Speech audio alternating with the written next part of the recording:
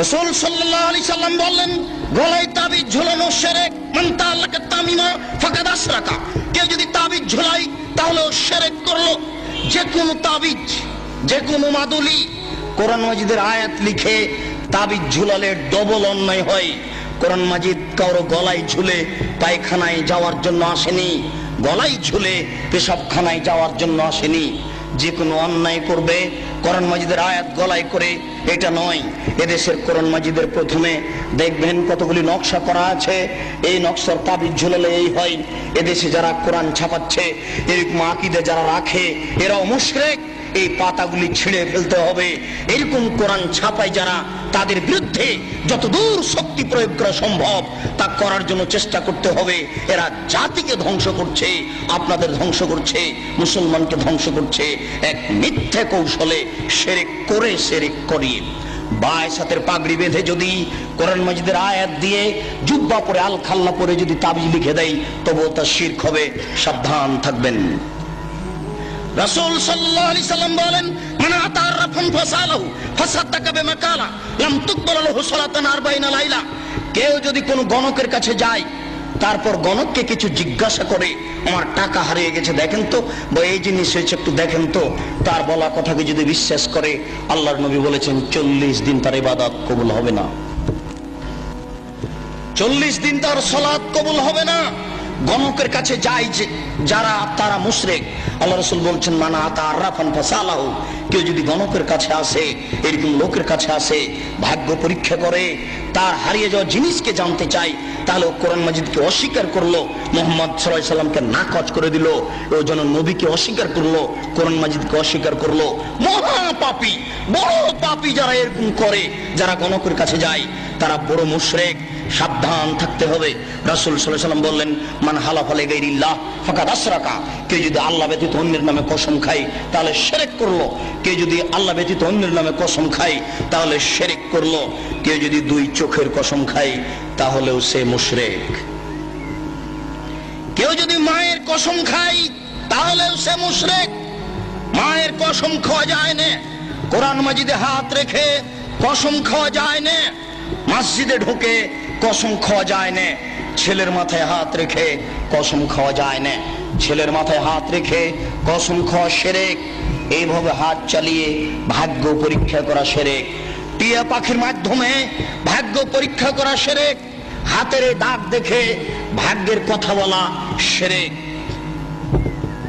রাত্রে ঘরের আবর্জনা ঝাড়ু দিয়ে বাইরে নিক্ষেপ করা যায় না, এই মন্তব্য শিরক। রাত্রে গাছের ফল পাড়া যায় না, এই ধারণা শিরক। রাত্রে মানুষকে বাকি দোকানের জিনিস বাকি বিক্রয় করা যায় না, দেওয়া যায় না, এই ধারণা শিরক। রাত্রে মানুষকে জিনিস কর্জ দেওয়া যায় না, এই ধারণা শিরক। সকালে সকালে দোকানের জিনিস বাকি বিক্রয় করা যায় না, এই ধারণা করা শিরক। অপবিত্র অবস্থায় ঘর ঝাড়ু দেওয়া যায় না। আপনার স্ত্রী, আপনার বৌমা অপবিত্র অবস্থায় ফরজ গোসল না করে ভাত রান্না করতে পারে না, ঘর ঝাড়ু দিতে পারে না, এইগুলি ধারণা করা শিরক। আপনার স্ত্রী, আপনার বৌমা অপবিত্র অবস্থায় ফরজ গোসল না করে সব কিছু করতে পারে, ঘর ঝাড়ু দিতে পারে, ভাত রান্না করতে পারে, ভাতের পাতিল থেকে ভাত বের করতে পারে, মানুষকে খাবার দিতে পারে, পারে না নামাজ পড়তে, সালাত আদায় করতে, পারে না কোরআন তেলাওয়াত করতে, এ ব্যতীত যা কাজ আছে সবকিছুই করতে পারে। দিনাজপুরের জনৈক হেডমাস্টার আমাকে বলছেন, আব্দুল রাজ্জাক সাহেব, একটা গোপন জিজ্ঞাসা আপনার কাছে করছি, মনে কিছু নিয়েন না। আমরা অপবিত্র অবস্থায় রাত্রে ঘুম থেকে উঠে বা বিছানা থেকে উঠে হাত রুমাল জড়াই। হাতে রুমাল জড়ানোর পরে ওই যে দরজাতে যে খিল আছে, বন্ধ করা আছে খিল, ওটা বুঝেন কি? ওই খিলটা হাতে গামছা জড়ানো অবস্থায় খুলি, কেননা এ হাত যদি কাঠের সাথে লেগে যায় তাহলে কাঠ অভিশাপ করবে। একজন হেডমাস্টারের কি আকীদা! তারপরে বললেন, এই যে বাড়ির বাহির পর্যন্ত, স্যান্ডেল পর্যন্ত চকি থেকে নিয়ে এখানে চটছালা বিছিয়ে রেখেছি, অপবিত্র অবস্থায় যদি পা মাটিতে রেখে দিই তাহলে মাটি অভিশাপ করবে। এই জন্য বিছান থেকে স্যান্ডেল পর্যন্ত চটছালা বিছিয়ে রেখেছি, চটছালার উপর দিয়ে গিয়ে স্যান্ডেল পরবো। একজন মাস্টারের আকীদা এরূপ। এই দেশে এরকম আকীদা চলে। গরুকে লাথি মারা যায় না, এই ধারণা শিরক। ধানের উপর দিয়ে জুতা পায়ে দিয়ে হাঁটা যায় না, এই ধারণা শিরক। হাত থেকে গ্লাস পড়ে গেলে কুটুম্ব আসতে পারে, এই ধারণা শিরক। ঘরের উপরে কাক ডাকছে কেউ আসতে পারে, এই ধারণা শিরক। তুলসীর গাছ উঠিয়ে ফেললে বা তুলসীর গাছ ভেঙে ফেললে বা তাতে লাথি মারলে ক্ষতি হতে পারে, এই ধারণা শিরক। এমন দুনিয়াতে কাজ ও কর্ম আছে যেগুলি করলে এই হতে পারে, এই হতে পারে, এরকম নামে যত মন্তব্য আছে এইগুলি সব শিরকের অন্তর্ভুক্ত। সাবধান থাকুন। রাসূল সাল্লাল্লাহু আলাইহি সাল্লামের ভাষায় বোঝা যাচ্ছে ছবি ও মূর্তি হচ্ছে শিরকের উৎস। আল্লাহ রাসূলের কথাই বোঝা যাচ্ছে ছবি ও মূর্তি হচ্ছে শিরকের উৎস। আলী রাদিয়াল্লাহু তাআলা আনহু বলেন, রাসূল সাল্লাল্লাহু আলাইহি সাল্লাম এক বৈঠকে বললেন, আলী লা তাদু তিনসালান ইল্লা তামাস্তাহু ওয়ালা কাবরান মুশরিফান ইল্লা শাওয়াইতাহু। আলী তুমি ছাড়বে না কোনো উঁচু কবর, সবকে ভেঙে সামান করে দাও। আলী তুমি ছাড়বে না কোনো ছবি মূর্তি, সবকে ভেঙে খান খান করে দাও, চৌচির করে দাও। বাড়িতে যে নেতা নেত্রীর ছবি ঝুলে রেখেছেন, এরকম ছবিকে সম্মান করা শিরক। পিতা মাতার যে ছবি আপনি বাড়িতে ঝুলে রেখেছেন, এরকম ছবিকে সম্মান করা শিরক, ছবিকে মূল্যায়ন করা শিরক। আপনার ছেলে মেয়ের পাসপোর্ট সাইজের ছবি রেখে, আপনার ছেলে মেয়ের লেখাপড়ার জন্য, পরীক্ষা দেওয়ার জন্য পাসপোর্ট সাইজের ছবি রেখে বাড়িতে যত ছবি আছে অ্যালবামের সমস্ত ছবির মুখের উপরে লাথি মেরে সবকে ছিঁড়ে চৌচির করে দিতে হবে, পানিতে আগুনে পুড়িয়ে দিতে হবে, পানিতে ফেলে দিতে হবে। একে মূল্যায়ন করা যাবে না। 1971 সাল থেকে নিয়ে আজ পর্যন্ত এদেশের মাটিতে যত মূর্তি তৈরি করা হয়েছে সমস্ত মূর্তিকে ভেঙে খান খান করে দিতে হবে, চৌচির করতে হবে। আপনি না পারলে আপনার ছেলে করবে, আপনার ছেলে না পারলে তার ছেলে করবে। কেউ যদি ভাঙতে না পারে, তাহলে যেদিন ঈসা আলাইহিস সালাম আসবেন সেদিন এদেশের ছবি মূর্তিকে লাথি মেরে ভেঙে চৌচির করে দিবেন। সেদিন কোনো মায়ের বেটা ঠেকাতে পারবে না। কেন?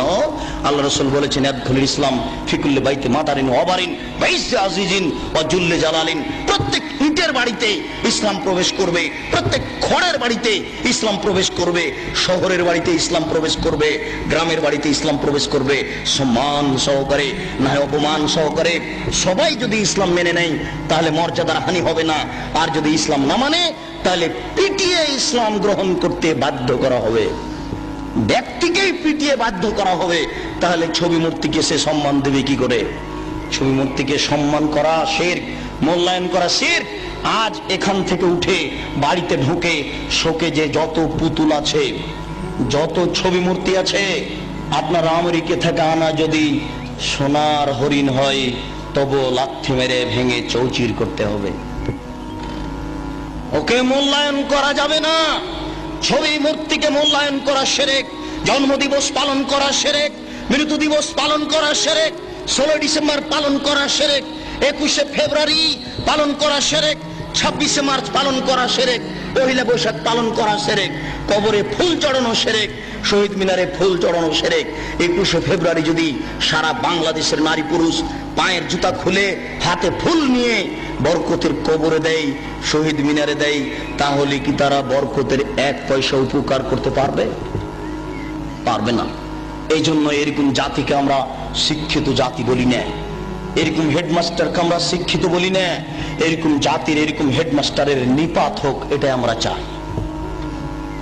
যার দ্বারা জাতি উপকৃত হতে পারে না, যে শিক্ষিত সমাজের দ্বারা জাতি কবরে যায়, জাতির পরকাল হারায়, ওরকম শিক্ষিত সমাজ আমরা চাই না। আমরা চাই শিরক বিদআত মুক্ত সমাজ। যে শিরক বিদআত মুক্ত সমাজে আল্লাহকে সন্তুষ্ট করতে পারবো। অনেক সময় পাপ করলেও আল্লাহ ওরকম অসন্তুষ্ট হন না। শিরক করলে